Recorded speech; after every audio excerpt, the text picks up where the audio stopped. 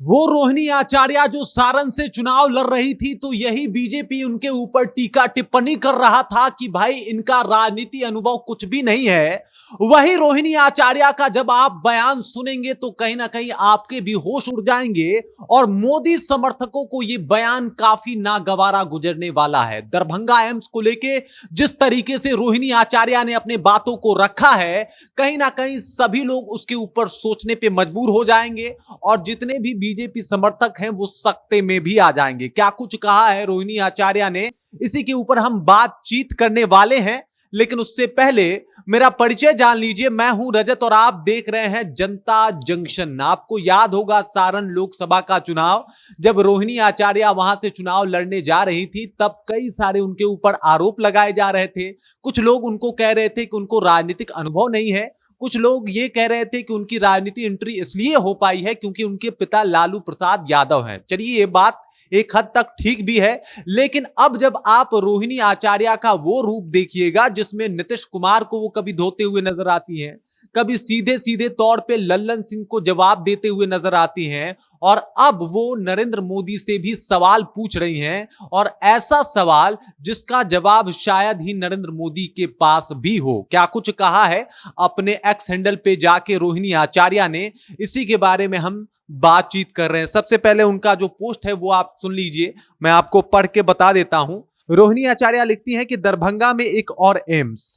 उसके बाद वो लिखती हैं कि माननीय प्रधानमंत्री जी ने तो अगस्त 2023 में ही अपने एक भाषण में बताया था कि दरभंगा में एम्स का निर्माण हो चुका है और वहां मरीजों का इलाज भी शुरू हो चुकी है।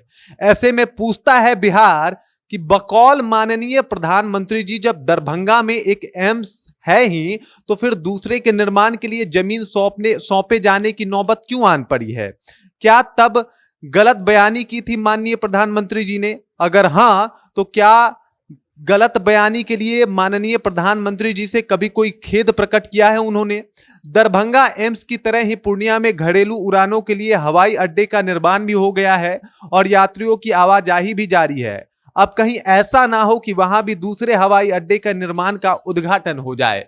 मतलब एक तंज कसा है रोहिणी आचार्य ने।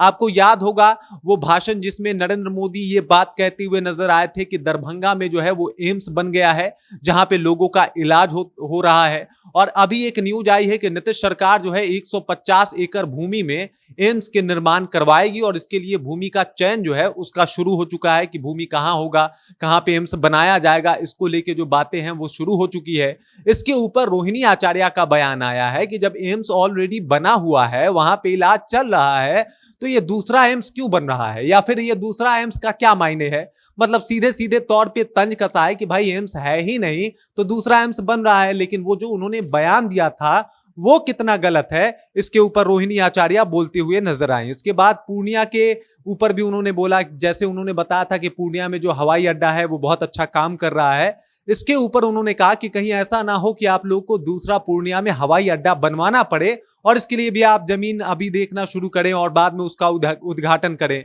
इससे आप अंदाजा लगा सकते हैं कि रोहिणी आचार्य जो है वो लगातार एक विपक्ष की भूमिका में शानदार एक अपना कार्य करते हुए नजर आ रही हैं। तेजस्वी यादव के बाद अगर कोई सबसे ज्यादा परेशान कर रहा है सत्ता पक्ष को तो वो है रोहिणी आचार्य। लगातार अपने पोस्ट, अपने भाषण, अपनी बातों की वजह से नाक में दम की हुई हैं और अब एम्स के ऊपर बोली हैं। पूर्णिया का जो हवाई अड्डा है उसके ऊपर भी उन्होंने बात किया है कि कहीं हवाई अड्डा का फिर से जीर्णोद्धार ना हो या फिर से उसे बनवाया ना जाए, इस तरीके के सिचुएशंस ना आ जाएं। इसके बात के ऊपर भी उन्होंने अपने बातों को रखा है। मतलब रोहिणी आचार्य मजबूती से विपक्ष की भूमिका निभा रही हैं और तेजस्वी यादव के बाद अगर कोई है आरजेडी में जो मुखर होके सत्ता पक्ष के ऊपर हमलावर है तो वो है रोहिणी आचार्य। इससे पहले वो लल्लन सिंह को भी लपेट चुकी हैं, लल्लन सिंह की कुंडली भी खंगाल चुकी हैं और लल्लन सिंह के बारे में भी उन्होंने कल ही एक ट्वीट के जरिए अपनी बातों को रखा था और आज नरेंद्र मोदी को सीधे सीधे तौर पे इन्होंने टारगेट किया है। आप अपना विचार कमेंट सेक्शन में जाके कमेंट करके हमें बता सकते हैं। बाकी आप देख रहे हैं जनता जंक्शन और मेरा नाम रजत है।